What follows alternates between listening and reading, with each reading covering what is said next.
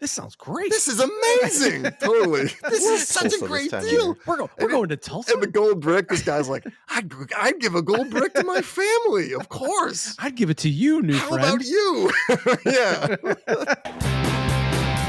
Right now is the time for me to leave everything I know. I had 26 friends in the beginning, but now it seems our numbers are thinning.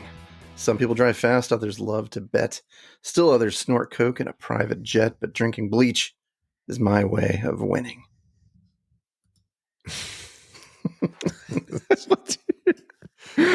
Find Said a me guy some who's clothes. never drank bleach, of course, because you'd be dead. That's how that guy, one of the kids dies in the movie Heathers, right? That they feed. I don't remember how Heathers went. They can feed a kid bleach, and then they have a horrible graphic, like vomit death scene. Yeah, this is only Wow. only tacitly connected to what we're talking about today. And I was stretching trying to find something, but I landed on this. This is a punk band from Philly. From Philly? Mm. Known for its punk scene. Philadelphia, the city of brotherly love, and zero punk bands that I know. They have one hit that's still it's like grocery store punk music where you like go into a grocery store like, oh yeah, I remember this band. Grocery store I'm punk. just gonna have to come up with fake punk names based on Philly. The Liberty Hells. Nope. The Dead Milkmen. There you go. Oh, you yeah. got it. Punk Rock Girl. Yeah, See that's if the you've that's done the punk any of the rock. lyrics from Punk Rock Girl that didn't say the words Punk Rock Girl, I'd still have known that it was Punk Rock Girl. So let's get into it. I'm Joshua. I'm Cokehead Jonah, aka Greg. I'm the sea otter. All right, welcome to Rabbit Fighters. 2013's The Wolf of Wall Street. That's what we're on about this week. Leonardo DiCaprio, Jonah Hill, Margot Robbie, Matthew McConaughey, Rob Reiner, only one time, John Bernthal, Kyle Chandler. I didn't update Rob Reiner here. It's still twice in here in my notes over here. Rob Reiner, Rob John Reiner. Bernthal, Rob Reiner Reiner again, and a metric ton of other stars in the Scorsese's directed semi-biographical period movie about Jordy Belfort, who's a lovable scamp in a rags to riches to rags to somehow riches again story. It's got briefs, it's got boobs, it's got butts, it's got bills, but it's not To Live and Die in L.A. No, it is get rich by lying to every man, woman, and child on the planet, and do all the drugs and never learn a single goddamn lesson at the end, but in New York, not in LA. You know what line they could have used? They could have used "You're beautiful." Like someone needed that to be a line. You're beautiful. This could have used Willem Dafoe. Honestly. Totally. Every yeah, movie he'd be could use great. Willem Dafoe and Bill Paxton. He has no problem getting naked. And Don Knotts, honestly. like everybody else in this movie. Don Knotts. Don Knotts. And I just did too much crack. I'm freaking out. maybe All a right. third Rob Reiner. I don't know. His brother Bob Reiner. All right, so how did this make the list? Greg had never seen it before, so I've never seen it. it made it onto the Rabbit Fighter curated list of cultural touchstones and came up as a rando at the end of last week's episode. So here we are. Greg, please tell me you didn't actually have time in your schedule to watch this movie twice. No, it was a holiday weekend. I did holiday stuff. So I started at 10:30 at night and I got on the treadmill because I hadn't gotten exercise that day. And I was like, I'm going to get on the treadmill and watch this movie. And then I got to bed 3 at almost hours 2 in the morning and I put 19 miles on the treadmill when this movie Christ. played. I'm not kidding. Were you It running only- or walking? It walking. It Yeah, only goes up walking. to 6 miles an hour. It's Okay. a walking treadmill I got during the pandemic. But I put it up to 6. And by the time the movie's over, I did like 19.3 miles or something. It was 2 in the damn I morning. mean, I had to watch it in 3 increments, 3 hour long God. increments over a span of like 3 or 4 days. So you Holy definitely shit. put in the work. On the other side of the spectrum, I barely watched this. Oh, Again, yeah. I mean, I've seen it. Watched it a bunch before. Yeah, I've seen it a right? handful of Yeah, times. yeah. So I rewatched like the first hour and a half, and then I kind of skimmed the back end to be like, okay, I remember all this, right? And then I Yeah. was like, okay, I'm good. I think the first half is more entertaining than the back half, but Well, it's like all these. It's like Yeah. Boogie Nights too, where like the beginning is like this. Hey, everything's crazy. I'm building up to being this important, powerful person, and then like there's the fucking slide, you know. And the last third of the movie, you're like, I was kind of bracing myself for this, and here it is. Yeah. The horrible Brian, so you're the expert here. You're an expert. The Wolf of Wall Street. Can you, why don't you lay out the plot for us? Oh my God. Let's have Greg do it. All right. I will attempt to explain The Wolf of Wall Street as a new viewer of it. So there's this guy, Jordan, and he's Leonardo DiCaprio. So he's going to become this horrible person because you've seen the commercials for this and stuff. If you haven't seen the movie, and you're like, oh, he's sort of likable. I'm gonna watch him turn into a monster. And he's married to a very lovely and Hollywood frowsy looking wife. So you're like, well, she's gonna get jettisoned. She's gonna get ejected. Yeah. And then he's a stockbroker, and then he gets a crazy speech from Matthew McConaughey, who loves drumming in his chest, doing cocaine in a restaurant, talking about how many times a day he jacks off, and other important things relating to business. And then he goes from Matthew McConaughey to the 1987 stock market crash. And that's it. That's the end of his beginning of his career. He's his first day as a stockbroker, and it's over as soon as it begins. And his beautiful, supportive wife, who again is really beautiful and really nice, but not for him, gives him all kinds of advice and gets him to this penny stocks place. They sell penny stocks, which are stocks that are really cheap. They're worth almost nothing, but you get 50% commission on them instead of 1% commission. Can I stop you right there? Do you think rabbit fighters that we could incorporate and get on the penny stocks? I'll reach out to Spike Jones and see if he's still hiring. Excellent. Was that Spike Jones, the guy who Yeah. introduces him to the penny stocks? Yeah, the guy's like, I'll if you sell $10,000, He's like, I'll personally give you a blowjob right now. And he's like, and I'll enjoy doing it. Yeah, and I want you to do it. I want you to do it because I gotta enjoy that. I love the head Spike. So he gets introduced to these skeezy bunch of penny stock dealers in Long Island, gasp, and he realizes the little light bulb goes off in little Jordan's head. You can make a shit ton of money just on commissions by selling in volume with penny stocks. He quickly takes over the place. Then he starts hiring his own scumbags, mostly from the set of people that he already knows who are scumbags, but then meeting more scumbags and bringing them into his circle. And then he builds this horrible microcosm of what everyone thinks of Wall Street. Just these rapacious, debaucherous asshole, cutthroat, scumbag, motherfucker bunch of people, men and women, but mostly men and mostly white men.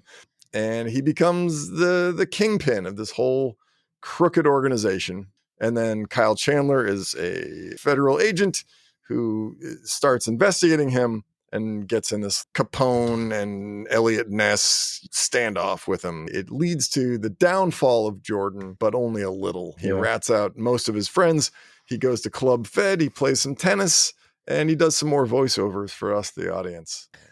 Everyone gets only his perspective, basically. You missed the remarriage. He remarries Margot Robbie, or Robbie, if anyone else is to be believed, because he sees her and instantly is like, I have to have that, as if she were another sports car. At a rockin' beach party, it looked like. At a rockin' beach party. And she's just about as opportunistic as he is. And she has a really good New York accent for an Australian actor. Known as the Duchess of Bay Ridge. The Duchess of Bay Ridge. Real name. And another thing that occurred to me, New York accents, especially in this movie, sound awfully similar to Boston accent. That was a good synopsis. Thank you, Greg. Why did you miss this movie? Have you seen other Scorsese movies? I assume. Yeah, I like Scorsese too. But it really, my wife doesn't like to watch this crap. She doesn't like to watch depressing, horrible, debaucherous movies that make her feel bad about humanity and life. This will do it. Enough honestly. In the news She's that right. do that already. Plus, I had not one, but two very small children when this movie came out. And Pearl had just been born, so we didn't really watch anything. We watched some of that Battlestar Galactica series, the reboot, when Grant was born. We would get him to bed, and then when we finally got him down after the sixth time of trying to put him down, and then he'd wake up again, we would quickly watch an episode of Battlestar Galactica, drink some wine, and go to bed. That's a valid excuse. Well, I think you missed a good one. Yeah, everyone talks about it all the time. I feel like Scorsese was kind of on a high ride at this period because it was like The Departed, this one, Hugo. Hugo. That was actually the one he made immediately before this. I feel like this is kind of not the breakout role, but this apex of Leonardo DiCaprio. Well, this is when he transformed from being the thin, like sort of waifish, interesting boy who everyone was like, he's so talented. He seems like a nice boy.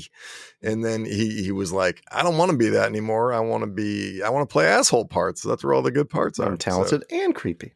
Yeah, exactly. I could be an asshole. And I think his dating habits got locked in at about the Wolf of Wall Street here. I think it gave him the idea about how he should live his life in real life, at least on the dating front. It's funny because in this movie, and he was in The Departed with Jack Nicholson. I'm like, he's taken on a Jack Nicholson persona, actually a little bit, in the movies. There are definitely scenes in The Wolf of Wall Street where I was like, this is a Jack Nicholson scene and he's acting like Jack Nicholson. I don't know if he's consciously doing it, but he's definitely leaning into that aura, Yeah.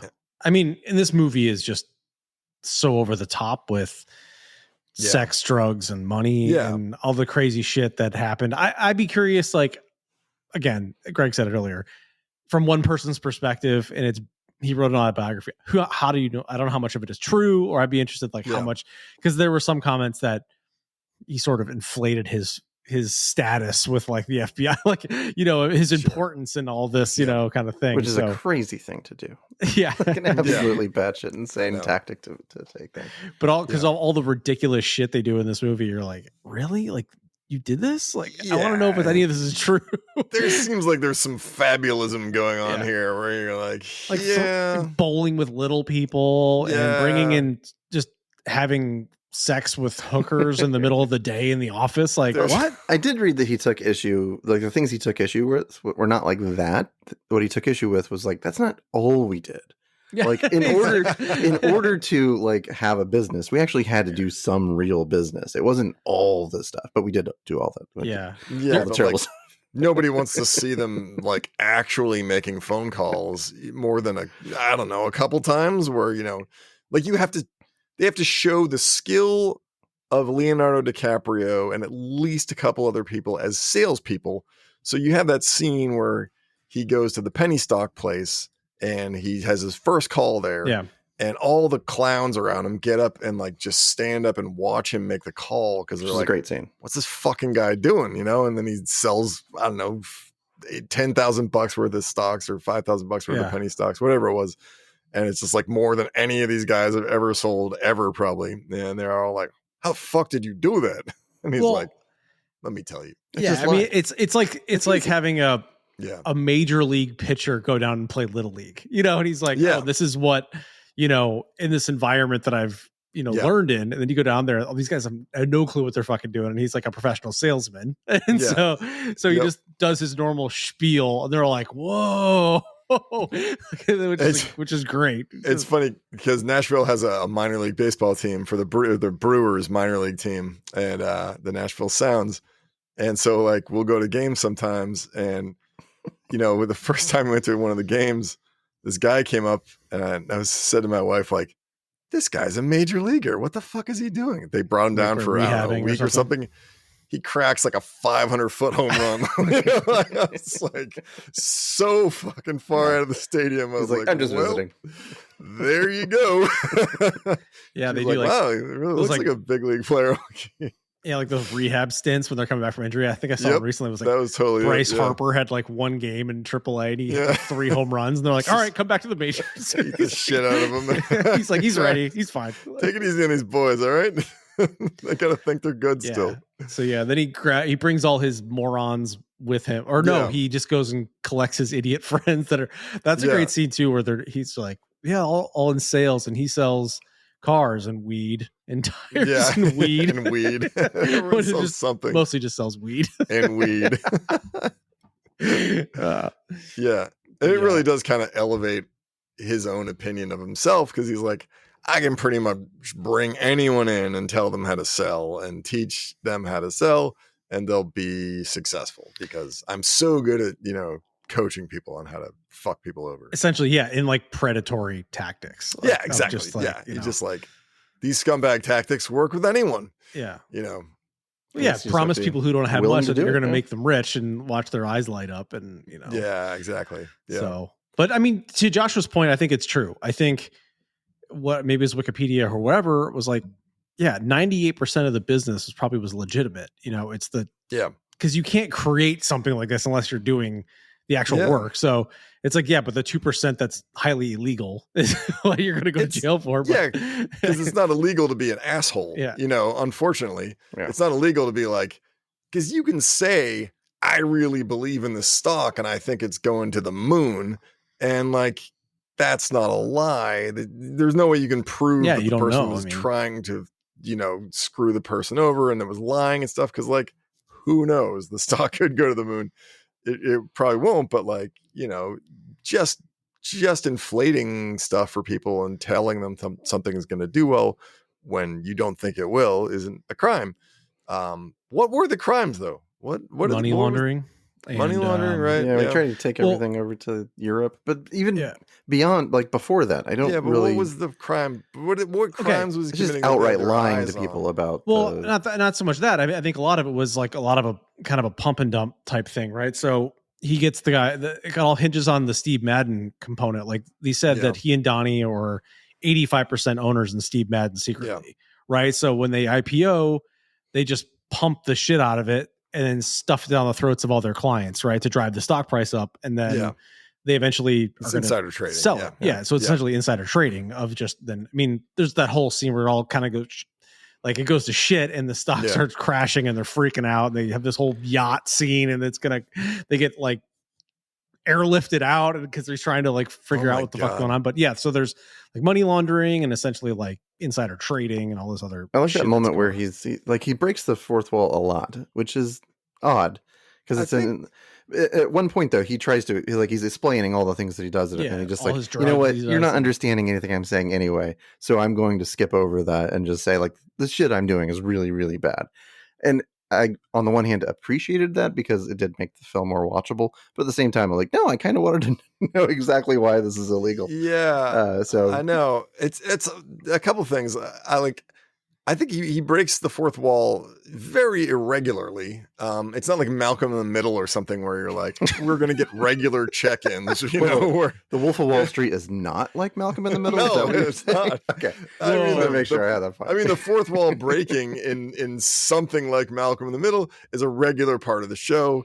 It's, you know, John Hughes used to do this in his movies sometimes. He would do a direct address to camera. But it's really irregular here. And the last time he does it is way the fuck after the second to last time he had done it. And I'd forgotten that he did them at all. And it was like, what the fuck? Like, I don't think you need to do that here.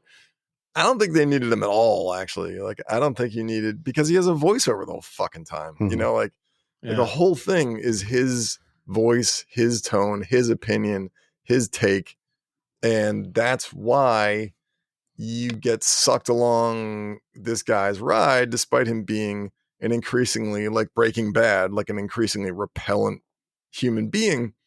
Like, but it's all from his eyes. He's the center of the universe of this movie. So you do end up kind of like hoping he'll get away with stuff, or at least I did. I'd be like, I hope the cops don't get him, and then I'd be like, why do I hope the cops don't get him? He's a piece of shit, you know.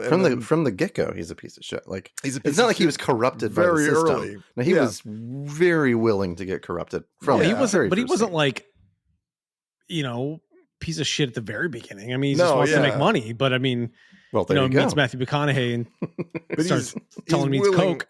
He's willing Clay, and at the beginning. But and that's the thing. I was talking to my wife about this too. The difference between Jack Nicholson and Leonardo DiCaprio is like Leonardo DiCaprio can play a guy who starts out just wanting to do well and sell and make his clients money and also get money too. And he thinks that's the name of the game. Yeah, if you do well, I do well. Like, and it works. Jack Nicholson could never play that guy. Like, Jack Nicholson is this for me anyway. Jack Nicholson has this reptilian thing about him where you always think he's going to knife you in the back if you turn around at all for a half second, and I just never believe him as anything approaching an ingenue. So like, I feel like DiCaprio can pull it off, being like, golly gee, I'm just gonna have some water, Mr. McConaughey. You're doing coke in a restaurant, and then banging hookers in the middle of the trading floor of his own company later on. So he can pull it off. I think that is a good quality that he has. Was there like a switch that was flipped at some point during the film that you felt like he went from that, wide-eyed newcomer to Wall Street to it's pretty quick. The Wolf? Like I feel like it turned on a dime. It's pretty early. Yeah. And that's why I don't think that there was ever a switch. Like I think I don't into think it like I think, a piece of shit. I think pretty early. I mean, honestly, it's the first day of the penny stocks. The first penny stocks call that where you can tell he's full of shit. But he got a taste for it. Yeah, absolutely full of shit, and he's got this guy who's like a firefighter or something on the other line. He's a working class guy. Really probably doesn't have all that kind of money to fucking piss away, but he just, milks this guy to give up, thousands of dollars, and this is the 80s or something. When he moves to Stratton Oakmont to like sell them blue chip stocks to get in the door and then unload the garbage on them. So like build their trust and then fuck them, which is kind of terrible. I mean, it's really bad all around. I do have to say, like, I came out of the end of this again very confused as to how anything gets done on a trading floor. I don't understand what that world is. I don't understand how anyone knows what anyone else is saying or doing, or what the intent of any of it is. And I came away from this even more confused that this is like a valid way to communicate about anything or do business, like in general. Like, because I know it's not like it doesn't. That's not the way the majority of stocks are traded now. Like, it's mostly electronic, but there's still stock traders on the floor who are waving their arms and yelling and shit, and other people who are like, anymore, do they? I don't think they do it writing shit down, but they don't do that shit anymore. I think that's movie shit. Yeah. I think it's all. I think it's all computers. Yeah, but it's a good point though that you bring up, Joshua. Like, you don't understand it, and like that's why it's so hard to, first of all, zero in on these people and actually nail them for something. And number two, that's why it's so hard to prosecute these people, because like the jury is people like us or like anyone else. They're regular people who don't understand this crap. And you can explain it and explain it and explain it to them. And if there's a charismatic witness and they spin it, we're just doing this, and we're trying to make people money. It's super hard. They're very slippery. On trial here? Yeah, it's hard to understand the crap. And it's hard to convict someone on this stuff. And even if you do get a conviction, a jury's not going to go for like a 20-year conviction. They'll be like, that's too much. Let's give him 3 years. I mean, it's just some money. He's got a family he told us about. And, that's what these guys. Leonardo DiCaprio is going to play him someday. I mean, you don't bring all the people that they fucking bilked out of money to the courtroom to tell you how their lives got fucked by these people. And they get away with it. That was part of his conviction. So he actually got convicted for securities fraud, which essentially is deceiving people out of their money, and then money laundering. So there's a lot of stuff I think that to avoid taxes he have pleaded to that probably he got out a lot of it. So he got away with serving 22 months, and there was like 110 million in restitution that he has to pay back to the people that he's basically screwed over. But I don't know how much that has gotten paid or will ever get paid or whatever happens with those type of things. But some of these people might have jumped out a window and killed themselves. You know what I mean? Like, there's just so much of this crap you can't undo. Well, that that can say like, well, I don't make X money anymore. How do I get 110 million if I don't have it? There's always like, I'm sure there's like hoops and shit that lawyers can whatever. But so I mean, I don't know if anybody else did time. I want to hear about his lieutenants, like the ones that he ratted out. Like what's their opinion of the Wolf of Wall Street? It's so centered on him they don't even talk about anyone else or whatever happened to anyone else's life. Well, what did you like about? Well, we're supposed to do our what do we like and what do we like about it? Yeah, I love Jonah Hill in this. I think this might be his best movie ever, like his best character ever. Like his portrayal is just like so over the top, but from what I understand, it's actually very similar to the real life person. Like he's just such a dirtbag on every single, like he's married to his cousin. And just like whipping it out at the party because when he sees Margot Robbie, like everything about this dude is just like one of the worst human beings you can possibly imagine. He's not even the leader; he's a fucking follower. He's totally he's a that fanboy. fucking awful. And Jonah Hill he plays him just fantastically. Like he's so entertaining and funny and dumb, but just icky on every single level. He might be better than Jonah Hill in Superbad. I was gonna say that's the only one I'd compete it with. Yeah, I mean, really well cast, I think, across the board in this one. It's typical Scorsese. Yeah, he doesn't pick bums. I love John Bernthal in this as Brad. He's kind of a Office Space character or something, you know, like he seems a little out of place. Just the opening scene where he's just like lifting weights in the backyard of his mom's house. Ma, we got chicken. Like he's just like dealing glues and weed or something. It's funny because he was the only character where I was like, this is too much of a caricature. Yeah, you know, absolutely. like that seemed like he was from like one of those, you know, Mike Judge movies or something. It was entertaining, but that was felt like a cartoon. It's the mutton chops and all that shit, the Fu Manchu, whatever the fuck was going on in his face. I just think it's funny that him playing that character. I don't know. John Bernthal is just like such a serious looking dude. Like, I don't know. It's kind of a scary guy. But because I've seen him in The Walking Dead and he's actually really good. What I thought was kind of hilarious is it's kind of a Coen Brothers scenario where Jonah Hill's character is delivering the suitcase of money to John Bernthal's character. It's such a great scene. And they park the cars. He pretends to be all tweaked out and he's just like needling John Bernthal's character again and again and again, just for no fucking reason other than like male ego. Like, I know I'm not as strong as you, so I'm going to use my power and money to fucking needle you and like try to get one over on you. And like, that's the undoing. Basically, it's the beginning of the end. And it's so frustrating to watch, but it's also like, yes, dudes are like this. Like this is how people get stabbed and shot over parking spaces and stuff, you know, like.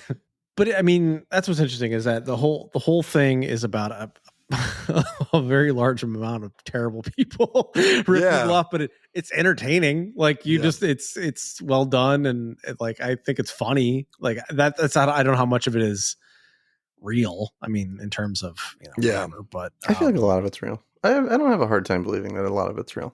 That it's just like these people exist today on Wall Street. And like, I don't think any of this shit could exist today. I think this is a time and a place of the 80s. Oh no, the excess I don't think exists. To that level because it's too blatant. But the shittiness absolutely still exists. Yeah. You don't necessarily you don't need a stockbroker anymore to buy stocks. So like this world doesn't even exist really. I mean, you can have people that invest for you and, you know, whatever if you're wealthy, but for the most part, I mean, the E-Trades of the world, like you can buy, you know, you don't have to call your broker and ask their opinion. You just buy and sell what you want. So I feel like this is like a perfect storm of being able to, you know, sell get rich quick dreams to people and, you know, over the phone, and they don't know, they can't look up these companies. There's no internet, you know, to find out if Aerotyne is a real company or not. Or so, I mean, some great sales guy can sell you, you know, bullshit garbage. And you're like, oh, okay. You know, some guy's charismatic and tells me he's going to make me 30,000 and I'm gullible. It's like, there are always those people. They're not going to have me pick up the phone. I'm not picking up the phone for anyone I don't know. That's not happening. So, well, good luck. So we've kind of gone all over the place in this. Yeah. Like, so what are some scenes that you like? Yeah, that you liked? I mean, I think there's a handful of standout scenes in this, but I'm curious what you guys think. Yeah, I mean, I think in terms of, because we only talk about Jonah Hill in terms of actors, I feel like everyone is good in this movie to an extent. DiCaprio obviously is incredible in this movie. He does a great job. Margot Robbie does a great job, especially considering that she's pulling off that accent and stuff. Like she's really just a gem of an actor in this one. You know, I liked Rob Reiner was a fun choice for like the asshole dad because, you know, he's so lovable. And like I feel like a different actor could have been a lot scarier, But this movie didn't need someone to be a lot scarier. You know, it kind of needed someone to be like a comic, angry older dad. You know, like, I was like, that's a good choice, Rob Reiner. Yeah, there were a bunch of people like that where they were used well. And I like the Rob Reiner character that to add to that, just because it's believable that he loves his son. Yeah, like, but he's also like a short-tempered nut guy. But he also is like, you know, playing they do have these little like kind of heart-to-hearts, you know, or they kind of understand each other. But he's also like, he tells him a million times like, this shit's crazy, you know, this like you're out of control a million times from like a dad perspective, and he's just he never quits. Nope. He never quits the job. I love that scene where he's like, you know, son, it's one of these days the chickens are gonna come home to roost or something like that, and you know, some cliche, and he's like, Dad, the ladies, they all shave. Like there's no hair. And then he's like, really? Some of their eyebrows down. He's like, yeah, this, you know, from the eyebrows to the toes, not a hair in the body. He's like, I never minded a bush. Yeah. And he's like, no, I don't like him. He's like, no bush. He's like, a weird conversation, Dad. Yeah. Jordan's like, yeah, I never really he's like, I never really liked the bush. I never bothered. He's like, it bothered me or something like that. It didn't bother me. I like the bush. The scene with the he's watching his show, The Equalizer. Like, yeah. And he affects some weird British accent. Hello, Gene. It's like, he gets super mad that anyone called, but then as soon as he answered the phone, he affects a British accent. Oh, well, cheerio. What the fuck happened? What happened to my show? Yeah, he gets off the phone. He's like, fucking half-wit. I think the McConaughey scene is my favorite. Yeah, that one's I would say that's probably one of the standout scenes. Just the whole funny. I don't know how much that is improvised, but like the chest thumping is something that he does. But I think it definitely feels as if it's something he just started doing, and they're like, let it roll. Feels like weird McConaughey shit. It was a warm up routine that he does, and they caught it on film, and they just I think I read that there was a moment there where Leonardo looks to the side and gets the go ahead from Scorsese to go with it. And they ended up keeping that for the later on in the movie, like he does the they have the whole firm do it. I love that. That was something that would not have been in the movie at all had it not been for just like that moment. I think one of the things that you know, we were talking earlier about how when do you get to the point where like DiCaprio become like you stop siding with him, like if there's a point where you're like, you know, oh, you know, I can't take this guy anymore. And I think it was probably for me when the SEC's on him and the feds are on him and stuff like that, and he works out a plea deal to quit, pay some fines, walk away, not implicate anybody, and he just can't fucking do it. You know, where he's making the speech, tearful speech about how he's leaving, and then you get 70% of the way through the speech and you're like, he's not gonna fucking and he's like, fuck it, I'm staying, and they're all like, yeah. And I was like, at that point you're like, well, you're fucked. Yeah, you kind of deserve what you're gonna get. I mean, that's the moment where you're like, all right, fuck you. Yeah, and then they immediately cut to after that to the FBI scene. They're like, essentially, they're like, happy hunting. Like he couldn't do it, like he didn't stop, like he didn't quit. So hey, Kyle Chandler, you're back. I also love that scene in the yacht where Kyle Chandler and the other agent come the fun to the yacht. coupons. Yeah. And he tries to bribe a federal agent on the yacht. Fucking idiot.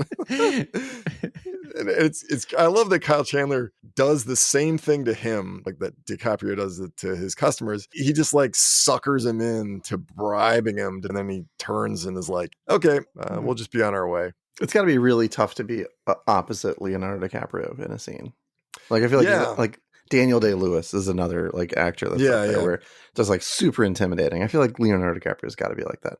But I feel like that scene, like Kyle Chandler, was some really understated acting, and he really sold it well. Where they're like in the audience, you're like, maybe this guy's kind of a dumbass. Like exactly. Like he's gonna get away with this because this federal agent doesn't seem up to the task. And then when he does the switch, like that was great. And then you can tell that like he kind of gets off on this shit too, where he's just like, oh look, I got you mad. Oh, you threw some lobsters at me. Bye, motherfucker. We're coming for you. Like DiCaprio just loses it on him, and I think that's exactly what he wanted. He wanted to get under his skin. Yeah, and I think what's kind of interesting is that you have like DiCaprio, like, oh, I have all the money in the world and that's all I need. And then you have the agent being like, oh, no, well, I have the entire federal government. Like, you're not realizing how, much like it's power, but a different type of power. So he's just like, whatever, It's not just one dude with a chalkboard, like drawing all the lines. Like, I just didn't need the end there where it's wrapping everything up. Who's going to prison, who's not. And then it cuts to Kyle Chandler on the subway. Yeah. Kind of, and it implies like he's sitting around taking a look at everyone else he's riding the train with. He's forced to ride the train with, and he's taking stock of his life. And who's really the winner here? I didn't need that as a part of the final act. For me, there are two parts of that, though. The beginning of it, I get the feeling where he's like, look at me riding the fucking train. And then he looks over at the old couple, and I was like, yeah, look at the sad old couple. I was like, but they're still alive, and they're still together, and they're still making it work, and they're riding the fucking train. That's the kind of payoff for the regular people. They get to live and do normal shit and stay together and not have these exploding lives that destroy everyone around them. Yeah, I don't disagree, and I think you're inferring that, which I think it's very valid. But I think what could have really driven that home is if that hadn't been the only time that we had seen anything in that guy's personal life, it's literally the only time in the movie where we see him as a real person and not as a federal agent. Right. And so if earlier in the movie maybe they had given us a little glimpse into what it's like outside of work for him, to bookend that, to be like, that's where he is now, because he's one of the only characters where he doesn't have a story at the beginning, for real. He's just, his professional job is to try and chase him down.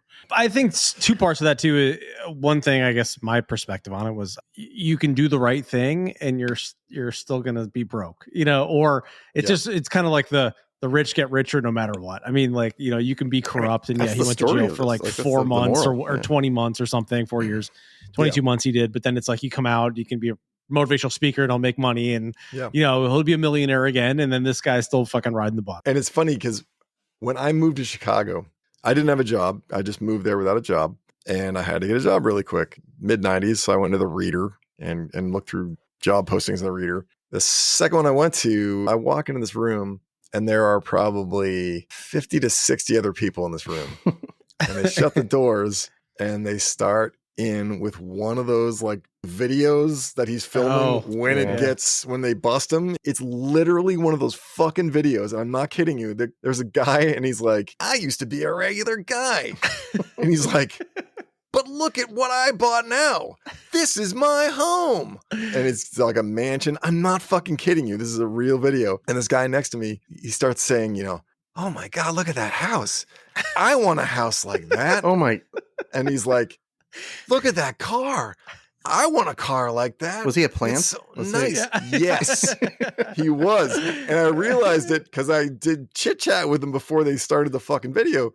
And I was like, this guy's nice, and he's just like me. He's a regular guy with a resume and shit. It's a regular Joe. But he's so bad at it. So yeah, a minute and a half into the video, I was like, this guy's a fucking plant. And then I was like, oh, I got to get the fuck out of here. And so they finished the video, and the guy in the video comes out.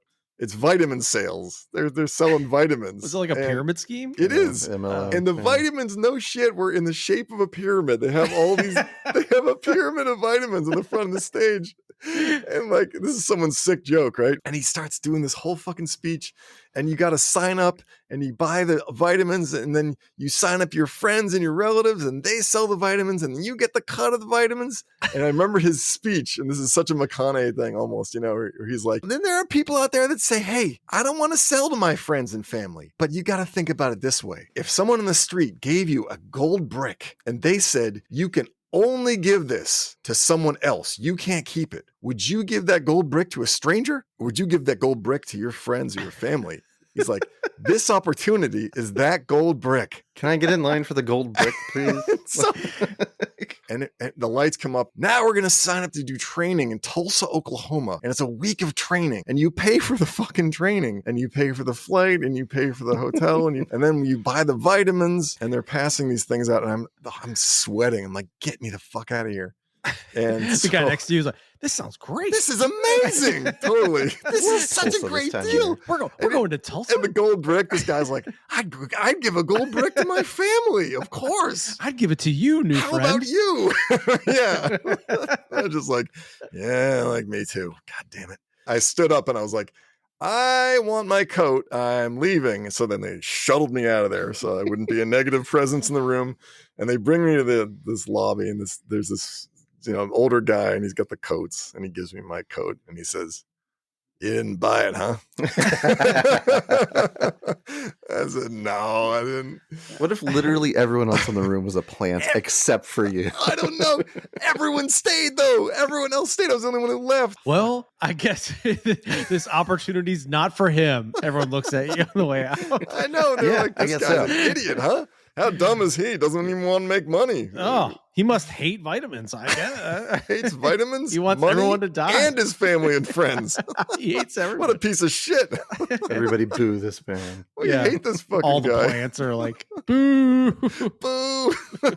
But seriously, that video is real. Yeah. I find that story simultaneously endearing to you and very depressing. Yeah, that, man. that these things still exist. And there's enough people out there that are still Totally. falling for you it. get Like, roped into, like, I remember early in my career, I think I showed up to one place and it was just like, there's multiple tables set up with pamphlets, and you're like, oh, fuck. no. Yeah. No. It's like Joe Pesci at the end of Goodfellas, where Yeah. they bring him in the Oh, room no. and he's, oh no. That's what I felt like when they shut the doors and started playing the video with the lights out. I was like, oh no. Oh. Hey, how long has it been since you've been made? Oh, no. You either want my money or my soul. I want to get shot in the back of the head. Shut up, plant. You're terrible at this.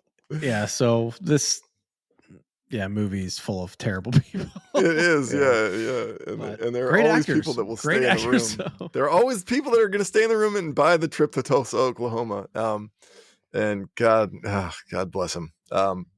Well, is there anything we didn't like? I mean, my first thing was, it's a bit long. I feel like it's a long film. I thoroughly enjoyed it the first time I saw it. I've seen it multiple times since. But it does grind at the end. You're like, man, 3 hours. This is a long. It's a long one. You almost have to break it into, chapters. Yeah.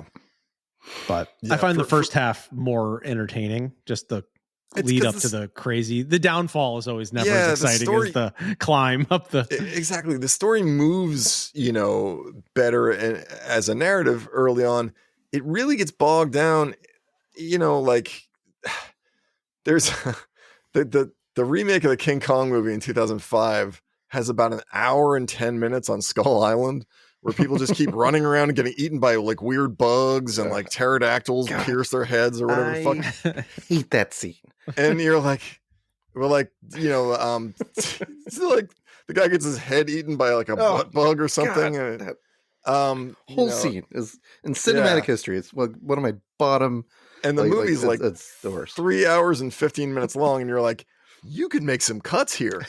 You could really make some cuts here. Yeah. Okay. And I feel like the middle of this movie is the same way, where you're like, titties, asses, fucking, jacking off, drinking, doing coke, repeat, more drugs, drugs. Repeat. It's like, we get it. You guys were really fucked up. Like you were really depraved or really debauched. Anything went. We only need a few scenes like that. We don't need like an hour and 25 minutes of people doing coke off each other's, bare asses. And you mean you didn't need a ranking of the strippers by whatever it was, like the NASDAQ? So I know, they're really exactly. just going deep into this. By the time they had the fourth stripper parade through the trading floor, I'm like, again, do these people do any work? And like, is it all just strippers parading through the floor while people go, ooh, ooh, ooh? So they could have made some cuts in there. Yeah. I mean, there's like multiple airplane scenes where they're just fucked up. It's like a lot of this is I will say the whole like Quaalude lemon where he drives and it's so long. Oh yeah, the whole story.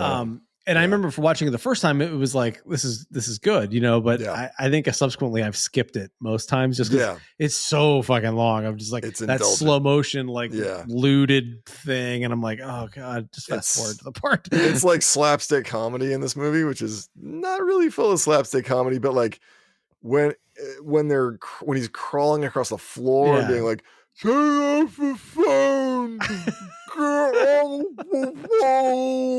And he's like, what? Yeah, it's very drawn out. I did like I actually had to rewind it to watch that part twice.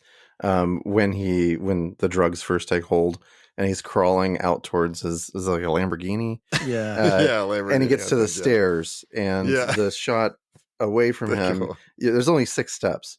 But then from his POV looking down, it's like an entire flight of 49 steps. Yeah, exactly. I was like, wait a minute. I didn't rewind it twice. I'm like, yeah, that's actually a really clever shot. Yeah, that was funny. I liked the payoff where he's like, absolutely. I got back without a scratch. The car was fine. I was fine. The next morning, show the car. It just looks like it came out of Twister. You know. Sir, did you drive tonight? The car is utterly fucking destroyed. Everything in his wake is destroyed. That was a funny payoff, but the scene was endless. Right. You know. Yeah, it was really long. No, I mean, like, I think that was it. I mean, from like my perspective, like, I think it's a solid Scorsese film all the way through. There's an element to almost every Scorsese movie where like it's kind of like The Mob. He's got like a mafia style like fixer guy who's like, can't bribe a fucking federal agent. What are you, fucking stupid? You know, and he's gonna end up wearing a wire and shit. I was like, does someone wear a wire in every Scorsese movie?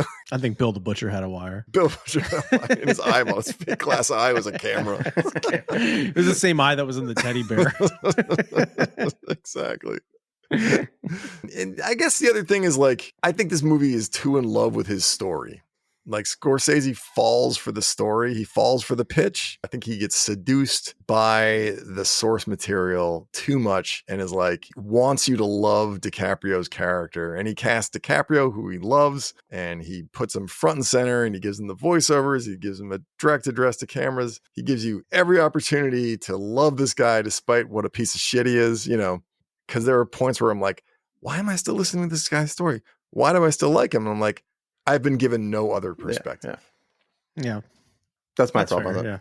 Yeah. To frame it a slightly different way, I'm not the type of person I think that needs a moral at the end of a story. No, but there is no like this movie has completely the wrong moral. Everyone gets away with it. I mean, the people who don't die, they end up doing a minimal amount of time and then get glorified in a Hollywood movie at the end of it. And it's too near, it's too recent, and it's too similar to real life villains who are out there right now who are still doing this to everybody right this very second. Donald Trump being one of them. But it's like there's no detachment from it. And at the same time, like the movie pokes you in the face and like, look how unethical, look what people will do to make a buck. Aren't they despicable? We can all laugh about it. But at the same time, we kind of love them. They just made the movie about it, and everyone's going to the bank making a buck off of how unethical that is when no one got any comeuppance. So there was and these people really do on a daily basis destroy lives or degrade lives and laugh about it. So it's a mixed bag for me from that, because I can look at it as a piece of art and it is expertly done, and it's a Scorsese movie. Of course, it's going to be done to a very high degree of quality, great acting, great casting. The story is entertaining to watch. But I don't know that you can decouple it from the reality of like, this is shit that's still going on. And like Scorsese doesn't really do morals of stories a lot, and he gives him one in this one, and it kind of pisses me off. You don't have to scratch this guy's fucking back. You're going to make this guy's life story into a movie? You put him in the movie. Yeah, he's going to fucking love you. Don't give him that little button at the end where he's playing tennis, and he's like, I was scared at first, but then I remembered I can do whatever the fuck I want because I'm rich. And if we lived in a just world, the audience would be like, that's fucked up. But no, fuck you. Here's 5 Oscar nominations. Yeah, exactly. Yeah, I know. Did any of us? Well, I clearly didn't. By the question I'm asking, read the actual book. No, I'd like to. I don't. No, God, I don't want to give him a cent. I wouldn't. That's why I said it like that. I don't even want to like go to the library and don't want to give him a fucking a tick somewhere that said someone check this out. Yep. Like no, but I'd be interested in reading it, but I just want to. Yeah. And then apparently there's a sequel to it or something. I don't know. Oh, yeah. Great. He wrote 2 books. Unrepentant piece of shit. Book 2. Yeah. Is there comeuppance? Then I'm not interested. Yeah, I know. Yeah. All right, so let's grade this. Yeah. So on a scale of A+ being Jordan Belfort, pretty good self-made grifter playboy, or F- Donald Trump, shitty nepo grifter fascist. Okay, who wants to go first? Yeah. As a piece of movie making, it's a solid A. It's extremely well made movie. The actors are all good, but yeah, the problem with it is the rotten center of the movie, which is this piece of shit guy who's being lionized by this movie, which, kind of bothers me a little bit. His entire outlook on life is fuck everyone over all the time and laugh about it. I got carried along with him because you're given no one else's perspective. But when the movie's over and you're reevaluating it, you're like, he's a piece of shit, But it is still an A movie. I will give it an A- because it gives this guy a mouthpiece. It gives a mouthpiece for this piece of shit guy, and it gives him a moral to the story, which I don't think he deserves. But as a piece of storytelling and filmmaking, it can be nothing less than an A. It's extremely fucking well done. Yeah, and it's really watchable. Yeah, no, I think I'm fully aligned with Greg on this one. Yeah, it's a definite A as a piece of art, as a piece of filmmaking. It doesn't get much better. I mean, there are plenty of movies I'd say are better, but only by inches. But yeah, it's morally reprehensible at the end of the day. Yeah. Does it add anything to our culture? Does it add anything to the human experience and make us better people? Or no, not particularly. But as a piece of entertainment, it's a good way to kill 3 hours, I suppose. Yeah. So Yeah, I mean, like Twister didn't do anything for the cultural advancement either. Yeah. But I would argue that Twister didn't have any kind of obligation to offer anything like a moral. This one did, because we're talking about real people who committed real crimes who are really existing. Totally. And it offers up a worldview about how one should feel about that. Yep. And so that's where I think I take issue. But yeah. Anyway. So I give it an A on purely aesthetics and film crafting. Yeah. And then I give it a D- F+ on the makes me feel icky scale. So where does that leave it? Where does it leave the movie I guess as a whole? Then as a grade. That's probably a C+ then. Fucking what? C+, B-, somewhere This in there. this brings back to 80. this. I give it 80. You gave Twister a higher score. This reminds me of your very first review of Maverick, where it had like one scene where you're like, it's a A, but then so and so shows up in a car with their kid, which is an F. So now it's a D. You're like, what? Like just because there was a kid scene or something with a car. I am as fickle as an F5 tornado, assholes. Come on. You're like, the film, as a film, it's an A+, but guy's an asshole. F. That guy's hat was an F. Yeah. Fuck this movie. I'm a wild card. I heard they use fake Coke. F. So this thing's a C. You're like, that's Joshua's call name. Wild card. Yeah. He flies with Bagman. He flies with Back Tat. Whatever that guy's fucking name was. Back Tat. Oh no, we lost Back Tat. Tramp stamp. Come in. Tramp stamp. No, those are 2 different scales. I'm purely grading it on a piece of art. It's an A. You don't get 2 ratings. I mean, we only get 1. Yeah. I don't think 2 grades. I don't think I can do that. I gave it an A-. He stole my grade. I was like, A, but A- just because I think it's long. I think it maybe could use a little bit. I mean, but all Scorsese movies are. I mean, Casino, Departed, Gangs in New York. They're all super long. You kind of know what you're in for. But I think the sensationalized craziness is funny. Like, I think the comedy portion of it. Yes, it's based on a real guy. How much of that is true? I don't know. That's like all the crazy shit they did. I mean, it's hard to believe it. You could just have openly have sex in an office, but maybe that happened. I don't know. I think as the story goes, it's entertaining and sensationalized and absurd and crazy. Like good, another great like big ensemble cast movie like Boogie Nights that we did. I think everyone's really good in it. I think Margot Robbie's fantastic. Even the minor characters are great. Like the Rob Reiners in it and stuff. So, but like you said this earlier, it's not like Scorsese makes turds. But yeah, I don't think it's like a perfect film in terms of just based on everything and the subject matter and whatever. So, I can't give it like a solid A. I think it has, it's got a little room for improvement, maybe. This is one of those movies where we were talking about with Twister, where you're like, how willing are you to overlook flaws? And in this movie, like everything else is done so well that like I'm way more willing to overlook flaws. And I think why I'm willing to forgive a lot of Scorsese stuff too, despite the flaws, is that like at base, Scorsese is interested in people. He picks films where the events amplify the human center of the movie rather than the opposite. That stuff is interesting to me. Not so much big dumb twisters rolling through a fucking field. Well, what if, say, I handed you a gold brick?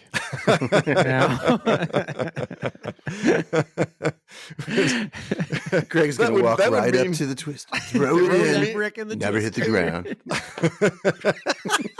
That's such a stupid fucking story in that movie. He pours booze into a twister. The bottle never hits the ground. Because it's a fucking twister. Also, he would be pulled up in a twister. He would be dead. How are we back on Twister? There's no other podcast out there that has the guts to do a comparison of the Wolf of Wall Street and Twister. The connections are there, people. You just have to look for it. I'm saying Bill Paxton's the Wolf of Weather. He's the extreme. You should have called Leonardo DiCaprio the extreme of Wall Street. The extreme of Wall Street, man. We're going to retroactively go back and rename the Twister episode The Wolf of Weather. But Brian, going back to your question, if you offered me a gold brick, I would feel touched because I would know that meant you felt like I was your friend. Yeah. Because as we know, we only give gold bricks handed to us by complete strangers to family and friends. And then you sell them vitamins. And then you end up in Tulsa, Oklahoma with no money and a big bag full of vitamins.